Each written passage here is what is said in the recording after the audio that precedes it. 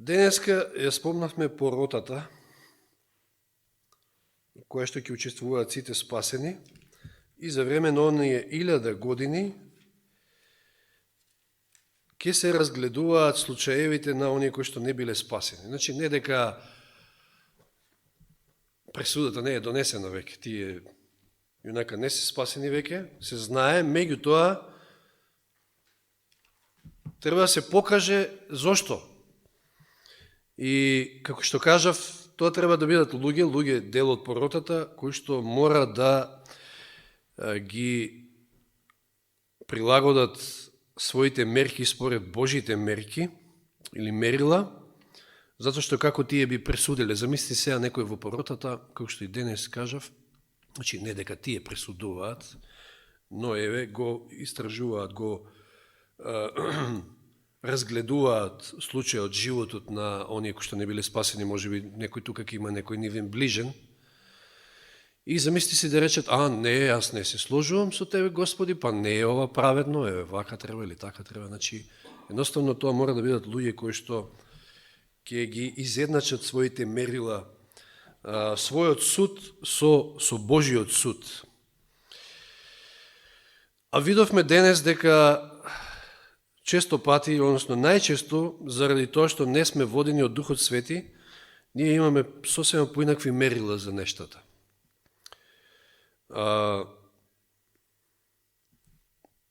Исус судел праведно, затоа што бил исполнет со Дух Свети, тоа е едно. Второ, што и на некој начин и последователно, ако ти имаш добра заедница со Господа, тогаш ќе го имаш и Духот Свети, судел според она што му го кажувал Отецот. Како тој гледал, како тој слушал. Така и тој судел, така и тој правел, постапувал како и Отецот што постапувал. Значи, за да донесеме добар суд за нештата, треба да добиеме информации од вистинит извор, единствен вистинит извор, посебно во ова последно време, гледате ли како времињата водат кон тоа да, на некој начин, барем нам, верниците, кои што ни се познати овие работи, па и на мнози на други кои што ја бараат вистината, некако работите се одвиват во тој правец да ве натераат да се свртите кон Бога, затоа што кај да се свртите денеска, имате фейк ньюс, односно не знаете што е погрешно, што е лажно, што е вистинито. Буквално живееме во едно такво време информатичко или време на информации, кај што всушност имате и еден куп дезинформации, не знаете што е што. Пак ми текнува се она мисла на Дензел Вашингтон, кој што вели, ако ги читате вестниците, односно ако не читате, ако не следите вести, сте неинформирани, ама ако ги читате, тоа сте дезинформирани. Па сега, што е подобро, не знам. И во едно такво време, само единствено таа заедница и врска со Бога ќе може да ве одржи, да знаете што е и правилно да мерите и да го насочите својот живот. Така Исус правилно судел затоа што информацијата ги добивал од тој извор. Од оној кој што всушност практично знае се. Ние можеме, како што видовме денес, можеме нешто да се огледаме. Знаете, може би е полесно до некаде да се огледате некои работи, сега ова има врска со претходната проповед од минатата сабота. Ако добро го познавате некого и ако знаете на што тој лесно се сплеткува, значи паѓа постојано, може би и нешто можете да процените приближно точно, ама сепак и од такви ситуации не ги знаеме може би сите факти, не го знаеме срцето, како што видовме и денес, не ги познаваме мотивите, така да не можеме да пресудиме туку така. Или отворен греф, кој станува збор за отворен греф, ова влегува значи и во онаа сфера на дисциплина во црквата. Значи, ова е отворен греф, тоа се гледа, јасно му е на секого, меѓутоа и постапката кон таквиот треба да биде соодветна, значи не треба, како што вели таму Павле во Солуњаните, второ Солуњаните, не треба да се однесуваме кон таквиот како кон непријател, туку како кон брат, да го советувате, вели како брат. Тоа и вечерва ќе го видиме малку повеќе. која треба да биде постапката, и ако веќе сме решили да пресудиме за нешто, тогаш ако сгрешиме, да сгрешиме на страната на милоста, како што се изразува Даг Бачелор, а не на страната на правдата. Тоа е многу полошо. А Господ е тој кој што е милостив пред се, ќе видиме сега од некои стихови. Значи, мораме да ги прифатиме Божите мерила.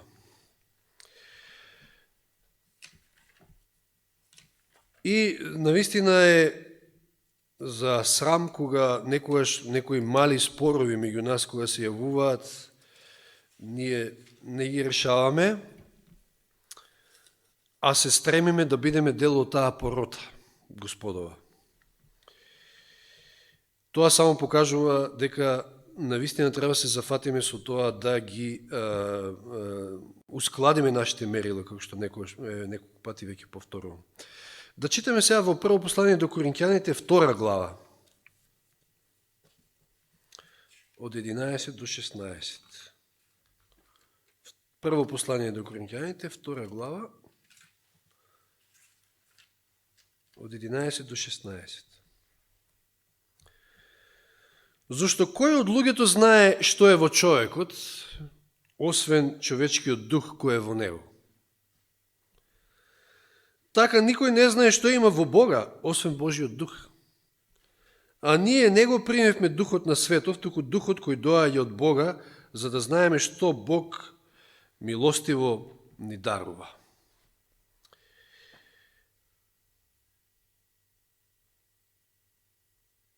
До 16. Па и тоа не го зборуваме со зборови научени од човечка мудрост, туку со зборови научени од Духот Свети, споредувајќи ги духовните работи со духовното. Знаеме, овие текстови често пати користиме во контекст на тоа како треба да се проучува Библијата. А душевниот човек, значи телесниот човек, не го прима она што е од Божиот дух, зашто тоа е безумство за него и не може да сознае, зашто за тоа треба да расудува на духовен начин. Духовниот човек пак испитува се, а него никој не го испитува. Зашто кој го познава Господовиот ум, за да го поучи? А ние го имаме Христовиот ум. Ова е клучното на крајот. За да правилно протолкувате текст од Библијата, за да правилно пресудите, мора да го поседувате, да го имате Христовиот ум, да размислувате како што тој размислува. А кој беше Христовиот ум? Сега пак доаѓаме до понизноста. Филипјаните 2 глава, минатиот пат ги цитиравме и тие текстови. Имајте го овој ум или оваа мисла. Филипјаните 2 глава.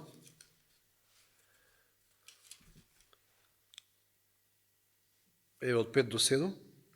Имајте во себе истата мисла или ум, размислување, која беше во Исуса Христа, кој иако во Божие обличие не го сметаше како грабното тоа што е еднаков со Бога, туку што се лиши сами од себе и зеде обличие на слуга, станувајќи сличен со луѓето. Се понизи, се лиши, жртвуваше, се снижи. Денес тоа и така го истакнавме како многу битен момент. Покорниот ќе го прими Светиот Дух, не може горделивиот. И затоа горделивиот не го менјава, тешко го менува својот суд. За него тоа е во право и никако поинаку не може да биде. Еве еден друг момент, прво послание на Коринќаните 4 глава, сега одиме, од 3 до 5. Интересно е текст, што вели Павле овде. За мене сосем малку ми значи што ме осудувате вие. Ова е навистина голема победа, ако може да ја постигнеме. Знаете, често пати сме се сочили во животот да бидеме осудени од некого, да ни залепат етикета. Тој вели, за мене сосем малку ми значи што ме осудувате вие, или друг човечки суд. Не ми е битно тоа. А ни самиот јас не се судам себе си. Зашто не знам дека сум виновен во нешто, но со тоа не сум оправдан пак. Значи, ако ја мислам дека не сум виновен во нешто, а измамливо е срцето, знаете, тоа не ме оправдува. Туку Господ е тој кој ме суди. Затоа не судете ништо пред време. пред да дојде Господ, кој ќе го извади на виделина или на видело скриеното во темнина и ќе ги открие намерите на срцата и тогаш секој ќе ја прими по фалбата од Бога или казната. Не брзајте во пресудите. На нам може би не изгледа нешто така, меѓутоа не мора да значи дека е така. Она што е тајно, то само Господ го знае и тој ќе го изведе еднаш. И сега текстот остава впечаток дека тоа ќе биде тогаш на судот. Значи дека некои работи нема да бидат обелоденети дури до тогаш. Ако носите некоја етикета, бидете спремни да ја носите до крајот на животот. И некои работи нема да бидат обелоденети. Нема да се дознаат.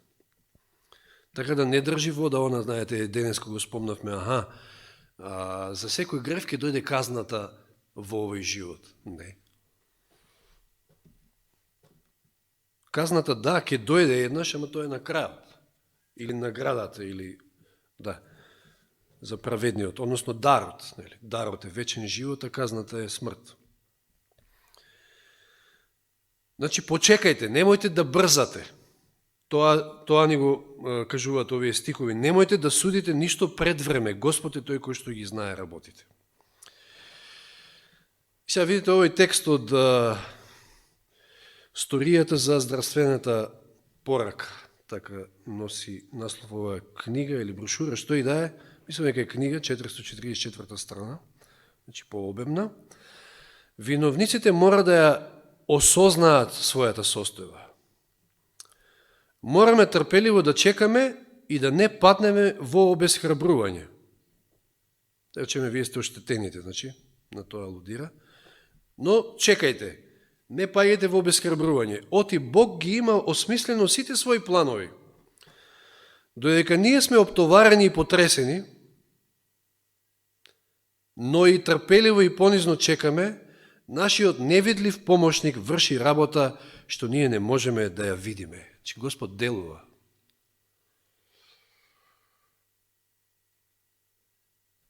Може би сме потресени, може би сме оптоварени, вели овде, но и треба трпеливо и понизно да чекаме, зашто Господ работи. И вели ќе предизвика такви околности кои според неговото провидение или ќе предизвикаат реформа кај лицето кој што суди, да кажеме, обвинува или ви сторило нешто, или пак ќе ги одвојат овие полуобратени членови што го сакаат светот од верниците. Значи, или едното или другото. Секако Господ сака и најдобра варијанта е првата, да се случи реформа. Значи, виновниците да ја осознаат својата состојба еден ден и да се покајат. Или поделба. Господ го познава секој случај и знае како да се справи со него. Нашата мудрост е ограничена до некаде, додека пак безкрајната мудрост го гледа крајот од почетокот. Пошто ние не можеме да го видиме крајот од почетокот, не треба да брзаме воопшто, не треба да носиме некои предвремени судови и одлуки и така натаму. Затоа што често пати сме кусогледи, тоа мора да си признаеме дека често пати сме погрешиле во некои своји проценки. Откровение 11.1, мислам дека денес го спомнав тој стих, ама не го цитирав. Откровение 11.1. И ми беше дадена мерачка трска слична на стап, и ми беше речено, стани и измери го Божиот храм и жртвеникот и оние кои што се поклонуваат во него. Спомнавме денес, и тоа е стикот кој што укажува на тоа дека кога се спомнува мерење во Библијата се мисли на носење суд, на пресудување, на расудување на нештата. Марко 4.24. Евангелие по Марко 4.24.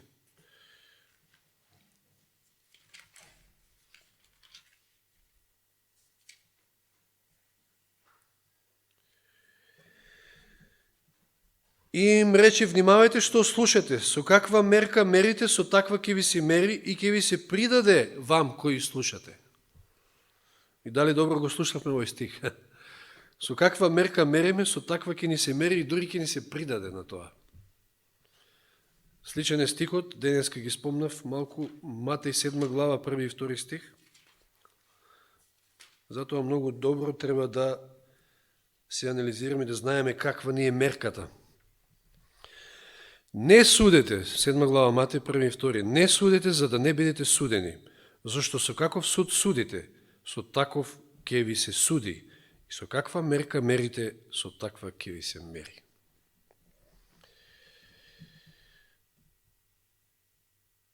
И затоа денес го цитирав оној цитат, ќе го видиме тоа и подолу, може и сега да прочитаме за фарисеите и нивните мерки, кои најчесто биле погрешни.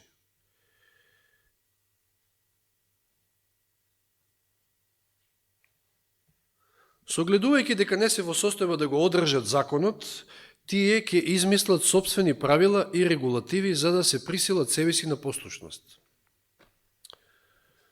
Оправдување со дела, оригинал, меѓутоа да видиме што се крие во ова. Сето тоа ги свртува мислите од Бога кон собственото јас. Неговата љубов умира во срцето, а со неја исчезнува и љубовта кон ближните. Системот на човечки измислици со голем број претерани барања ќе ги наведе неговите бранители да ги осудат оние кои не постапуваат во склад со пропишаните човечки мерила. Значи човекот, за да се покаже колку е свет, ќе измисли човечки мерила непотребни и ако другиот не се држи според тие мерила, доаѓа осудата. Атмосферата на себичност и тесен критицизам ќе ги задуши благородните и возвишени чувства, а од луѓето ќе направи себични судии и ситничеви шпиони. Тоа се страшни зборови. Го видов, ова и ова правеше, Бола? Да, пред кино. Фарисеите припаѓање на ваков вид на луѓе, облечени во облека на собствената праведност, се искачиле на судскиот стол за да осудуваат и критикуваат. Повеќето од луѓето биле исполнети со истиот дух, мешајки се во она што е во надлежност на совест. Не земајте себе си за мерило. Немојте своите сваќања, своите погледи на должноста, своите толкувања на Светото Писмо да им ги наметнувате на другите. Господ забранува секаков вид на наметнување. Ви кој ќе земете во една заедница, брак, нека е маж и жена, тие може би се едно тело, една заедница, меѓутоа тоа се две личности. И не сме едната да ја сгази другата или обратно, да се претупи едната личност во другата. Тоа е строго забрането, мислам Господ го забранува. И исто и овој контекст, значи, не може па и не можеме да сватим, не можеме да прифатиме дека секој човек е исти, секој ум е исти. Значи некој можеби ги разбира нештата, мозокот му работи 300 на саат, ама не значи дека другиот е таков. И затоа не смееме ништо со наметнување да правиме. Значи, не земете се себе си за мерило, немојте своите сваќања, своите погледи на должноста, своите толкувања на Светото Писмо да им ги наметнувате на другите како правило и во срцето да ги осудувате ако тие не можат да го достигнат вашиот идеал. Тоа го правиле фарисеите. И затоа биле спремни да осудуваат. Немојте другите да ги критикувате предпоставувајќи какви мотиви имаат и осудувајќи. Ова па апсолутно не е во наш домен. Ние не можеме да го читаме срцето. Бидејќи сме и самите грешни, не сме во состојба, оној дел што го читав денес, бидејќи и самите сме грешни, не сме во состојба да им судиме на другите. Смртните луѓе можат да судат само врз основа на надворешност. А што ни кажува надворешноста? Многу малку некојаш. Многу малку.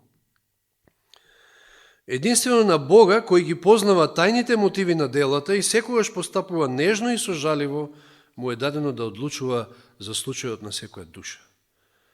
Така оние кои ги критикуваат и осудуваат другите, самите се прогласуваат за виновни, бидејќи истото го прават и тие. Осудувајќи ги другите си изрекуваат пресуда и себе си, а Бог изјавува дека таквиот суд е праведен. тој ја прифаќа нивната одлука и врз основа на тоа им суди. Затоа треба да внимаваме со какви мерки мериме, затоа што со такви ќе ни се мери. Еве да читаме сега Филипјаните 1:9.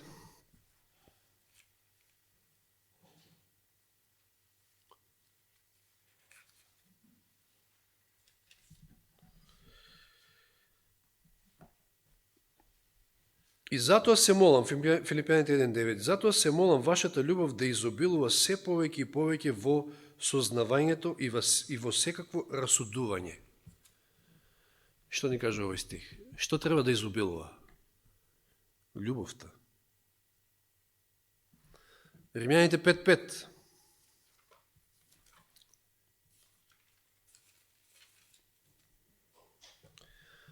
А надежта пак не разочарува, зашто Божјата љубов е излеана во нашите срца, како? Преку Светиот Дух, кој ни е даден. Денес видовме и вечера спомнавме, значи дека Светиот Дух е пресуден, треба да го имаме Светиот Дух за да ги уедначиме тие мерки и наши мерила со Господовите.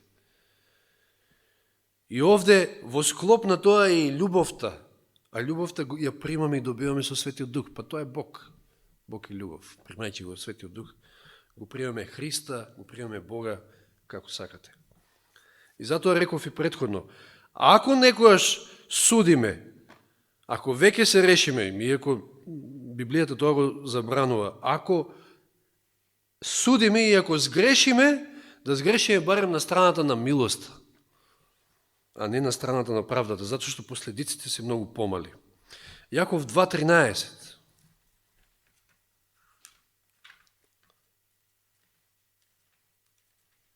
Јаково послание, 2 глава, 13 стих. Зашто судот нема милост кон оној кој не покажува милост. Милоста слави победа над судот.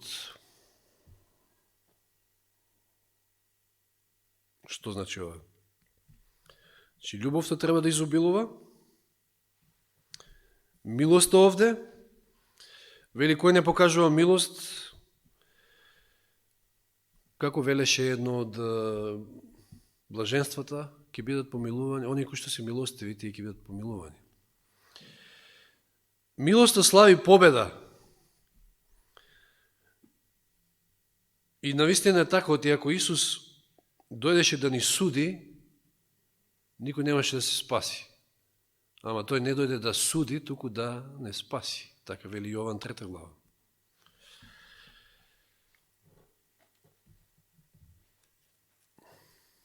Ако гледаше Господ по правда, ако гледаше на нашите гревови, како вели еден псалм таму, тешко нас ке беше.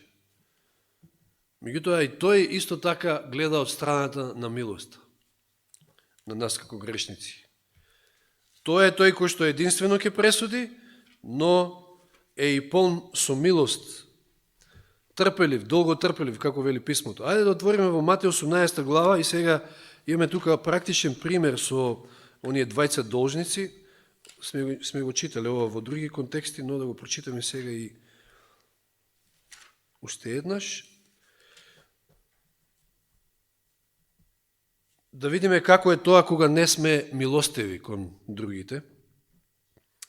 Матеј 18 до 23. Им рече, мојата чаша ќе ја пиете... Не, си извинувам. Читам погрешна глава, 18 до 23.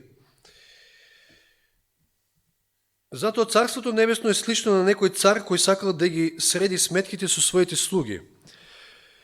А кога почна да ги расчистува, значи сметките при него беше доведен еден кој му должеше 10.000 таланти. Невъзможна сума, која што никојаш не може да се врати. Илјадници години да живеете. И бидејќи немаше да ги врати, господарот заповеда да го продадат него, неговата жена и децата и се што имаше за да се плати долгот. Тогаш слугата падна и му се поклонуваше, велејќи, Господаре, имај трпение кон мене и ќе ти исплатам се. Иако е тоа невозможно со оваа сума. И поттикнат со сожалување, Господарот на оној слуга го пушти и му го прости долгот. И сега што се случува? Но штом овој слуга излезе и најде еден од своите сослужители, кој му должеше 100 денарии, ништо во споредба со првиот долг, го фати и го давеше, велејки, исплати ми тоа што ми должиш. Тогаш падна пред неговите нозе неговиот сослужител и го молеше, велејки, имај трпение со мене и ќе ти исплатам се. Истата молба. Но тој не сакаше, туку отиде и го фрли во затвор додека го исплати долгот. Колку сурово. А кога неговите сослужители видоа што се случи, можете многу се нажалија и дојдоа и му кажаа на својот господар се што се случи. И сега? Тогаш неговиот господар го повика и му рече, зол слуго, ти го простив сиот оној долг зашто ме молеше. Не требаше ли и ти да му се смилуваш на твојот сослужител, како што и јас ти се смилив тебе? И неговиот господар се разниви и им го предаде на мачителите доека му исплати се што му должеше. Така и мојот небесен татко ќе ви направи вам, ако секој од вас не му го прости од срце, не им ги прости од срце престапите, не му ги прости од срце престапите на својот брат. Што добил овој вториот слуга? Со каква мерка мерел, со таква му измериле на крајот. Таа негова суровост место милост, што е покажал кон ситниот долг на неговиот брат, да кажеме.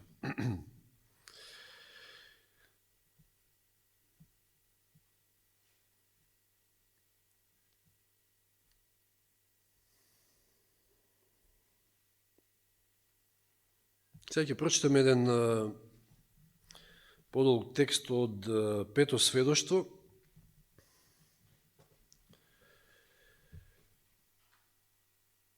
Околу компликациите кои што се случуваат во црквата, може да се каже, кога ете си го земаме тоа право да судиме,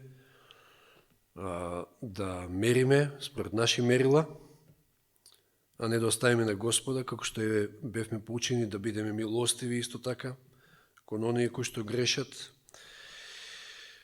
Чувствувам болка, вели Елен Вајд, кога ќе кажам дека во црквата постојат непокорни јазици.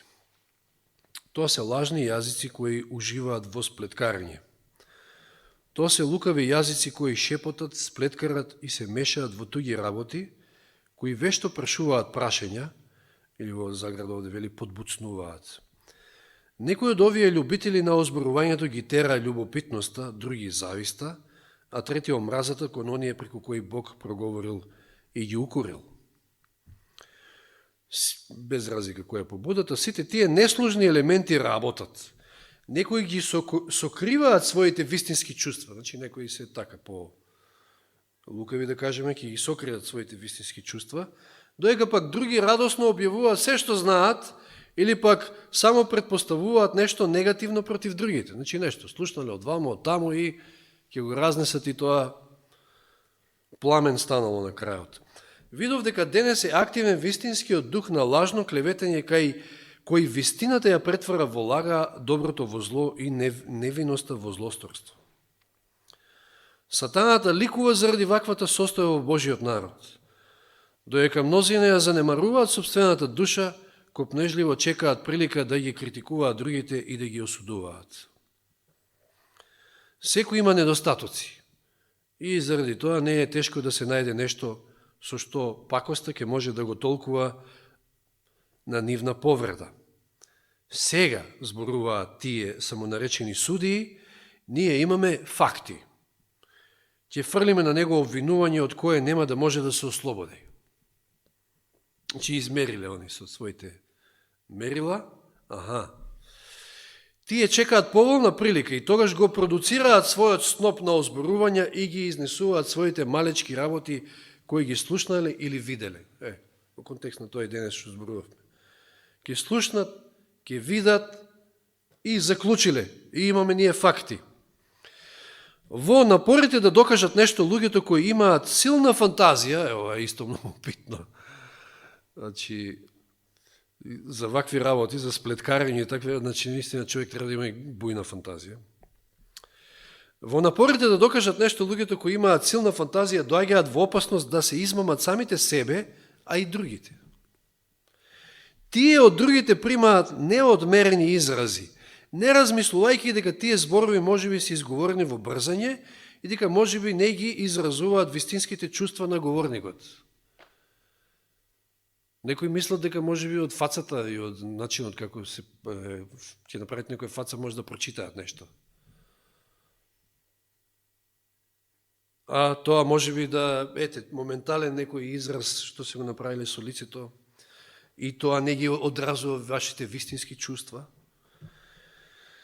Но овие однапред непланирани забелешки или зборови, често толку беззначени што не заслужуваат никакво внимание, се гледани преку сатанската леќа за зголемување. Интересни зборови се ова. Нешто незначително, нешто ситно, ама ова е нешто, ова е факт.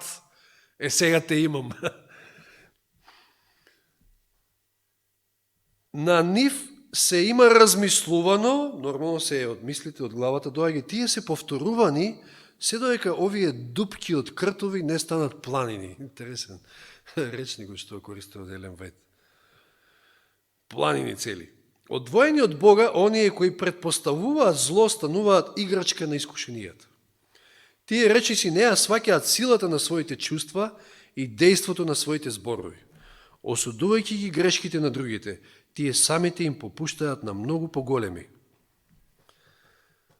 И сега, во контекст на онај што го спомнавме претходно, зар не постои закон на љубезноста на кој треба да му се покоруваме? Зар Бог ги овластил христијаните да се критикуваат и осудуваат еден со друг? Дали прилега, дали е честно да се придобијат од устните на некој друг под маска на пријателство тајни кои му биле нему доверени и тогаш тоа знаење да се искористи на негова штета. Ова ме потсеќа на еден детаљ од една книга, па не знам која беше, да не беше утре, пошто денес не ми текнува. Вика, се состанале некои браќа и сестри и ајде сега ќе се молат еден за друг, ќе си ги кажуваат мааните еден на друг и сите си кажале што си имаат, кој каква маана и оној последниот што ќутел, рекло ја имам една маана, многу знам да оговарам, значи сега слушнал се што имам, слушни преку врата. Зар не постои закон на љубезноста на кој треба да му се покориме? Зар Бог ги овластил христијаните да се критикуваат и осудуваат еден со друг? Дали прилега, дали е честно да се придобијат од устните на некој друг под маска на пријателство, тајни кои му биле нему доверени и тогаш тоа знаење да се искористи на негова штета? Зар христијанското милосрдие се состои во тоа да се фаќа секој непроверен збор, да се истражува се што би можело да фрли сомнеж на карактерот на другите и сето тоа да се искористува на нивна штета? Тоа ли е христијанството? Сатаната триумфира кога може да го изложи на лош глас или да му зададе болка на некој Христов следбеник. Тој е клеветникот на браќата наши. За христијаните треба да му помагаат во тоа. И навистина, кога ние правиме такви работи, тогаш сме негови соработници. Се гледачкото Божјо око ги гледа маните на сите и најсилните страсти на секој човек, но тој ги трпи, Господ, значи, тој е се гледачкото Божјо око, тој ги трпи нашите слабости и е милосрден кон нашите грешки. Тој од својот народ бара да го негува истиот дух на благост и трпеливост. Вистинскиот христијанин нема да ликува во откривање на туѓите грешки и мани. Тој ќе го сврти погледот од расипаноста и изопаченоста, за да го гледа тоа што е привлечно и убаво. За христијанинот е мачно секој изнаоѓање на грешки и секој збор на критика и осуда. Тоа е губење на енергија, залудно. Секојаш имало мажи и жени кои ја исповедаат вистината, но кои својот живот не го починиле на незиното посветувачко влијание. Луѓе кои се неверни, но сепак се измамуваат самите себе и се охрабруваат себе си во грев. Неверство се согледува во нивниот живот, нивното постапување и карактер, и ова страшно зло се шири како рак. Кога сите оние кои што тврдат дека христијаните сите своји истражувачки способности би ги искористили. Да, кога сите оние кои што тврдат дека христијаните сите своји истражувачки способности би ги искористили за да видат кои мани треба да се искоренат во самите себе, наместо да зборуваат за туѓите грешки, состојбата во црквата денес би била поздрава. Значи, место кон другите да се свртиме кон самите себе. Некои би биле честни кога тоа не би го чинело ништо. Некои би биле честни кога тоа не би чинело ништо, но забораваат на честноста ако лукавството е поисплатливо. Денески во пуката имаше дел кој што не го опфативме, како и да е, околу честноста и успехот. Честноста и успехот во Бога, во било кој аспект, и финансиски, дури се тесно поврзани. Ако не сте честни во своите постапки, тоаш успехот не е од Бога. И овде сега вели, некои би биле честни кога тоа не би чинило ништо, но забораваат на честноста ако лукавството е поисплатливо. Помал отпор, линија на помал отпор и така натаму, да се снајдам, да не бидам изложен на јавноста и така натаму. Лукавството и честноста не може да се спојат во еден човек. Со време, или ќе се искорени лукавството и ќе завладее вистината и честноста, или ќе се заборави честноста и ќе му се попушти на лукавството. Трето нево. Тие никогаш не може да се сложат затоа што немаат ништо заедничко. Едното е Ваалов пророк, погодувате кој е, другото е вистински Божји пророк. Кога Господ ќе ги собере своите скапоценности, со задоволство ќе гледа на верните, искрените и честните. Ангелите се задолжени да направат круна за таквите и од тие круни украсени со звезди ќе осјајува величествена светлина која блеска од Божиот престол. Ако сакаме да бидеме со таква круна, ако сакаме да се најдеме, веројатно ќе немаме можеби поинаков избор, освен да бидеме во 144.000, затоа што времето наистина наближува, тогаш мораме да бидеме честни, тогаш мораме да бидеме понизни, покорни, да дозволиме да Духот Свети управува со нас, да го примеме и да управува со нашите животи и да ни ги исправи сите оние криви мерки што можеби ги имаме или сме ги имале и да ги усогласи со Божите мерила и мерки. Така ќе ни се олесни животот овде на оваа земја, така ќе можеме да бидеме сигурни дека ќе се најдеме и таму горе и во онаа порота што навистина е чест да се биде. И затоа да сите овие поуки што ги видовме денес се врежат во нашите умови, затоа што, јас тоа не го кажам на почетокот, меѓутоа се подразбира, затоа што оваа тема не засега сите нас. Секој од нас некојаш упаднал во таква неприлика да пресуди, да измери некоја одредена ситуација, некоја личност или така натаму и да сгреши во тоа, и тоа треба да ни биде поука, дека треба да внимаваме следниот пат, не да внимаваме, туку и да не дозволуваме да судиме. Без таа лична заедница со Господа, сите ние сме грешни и како може тој грешен судија да пресуди право, кога поизмамливо од сее срцето и е страшно болно, вика кој може да проникне во него. Значи, секој може да сгреши во проценките, затоа да оставиме на Господа. Некои работи дури можеби нема да бидат разоткриени овде на земјата, како што читавме. Кога тогаш се ќе биде обелоденето, но наше е да се држиме до Господа, до неговите упатства и упатствата што ни ги дава и во овој поглед, и само така ќе можеме да имаме успешен, убав, мирен, духовен живот на оваа земја и да се надеваме за идниот живот. Нека му е слава на Господа. Амин.